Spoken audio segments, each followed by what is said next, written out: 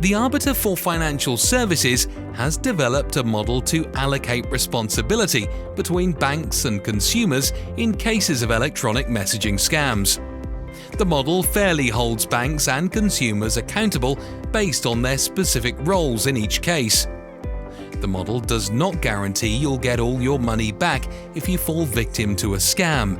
Each case is unique and will be evaluated individually. For example, if you are found to have been extremely careless about your online banking security, you might have to take full responsibility.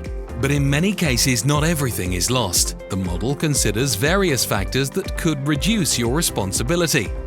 These include communication channels, the methods used by the scammer to deceive the consumer, consumers' due care, the level of caution exercised by the consumer, bank's precautions, the measures taken by the bank to prevent such scams, past transactions, the frequency and types of payments made by the consumer over a period of time.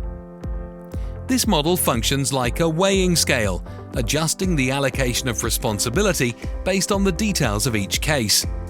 In the beginning, the model assumes that the consumer was extremely careless. If the scammer used a communication channel usually used by the bank and so gave the impression of a genuine communication, the weight on the scale will change. If the consumer cooperated with the scammer and sent his private credentials to the scammer, the scale shifts again. If the bank had issued a direct communication to the consumer warning them about such scams, the scales will shift depending on when this warning was last communicated. For example, if such communication was made throughout the last 3 months, the responsibility on the consumer would increase by 20%. The responsibility on the consumer will decrease as more time passes from when this warning was last communicated. If the consumer had not made similar, genuine payments over the preceding 12 months, or if the payment to the fraudster is not typical of the consumer, the responsibility of the consumer will decrease. The Arbiter may consider special circumstances based on the specific details of each case, such as if the consumer was traveling in a substantially different time zone when the fraudulent payment was made.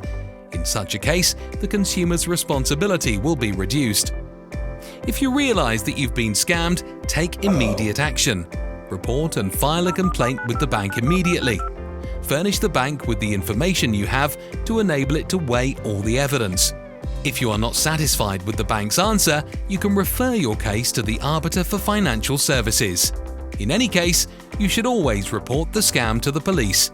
Do not feel ashamed of falling victim to a scam. It could even happen to me.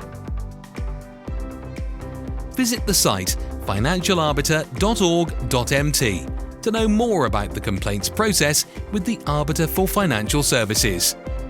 Call us on 800 723 66, WhatsApp +356 7921 9961.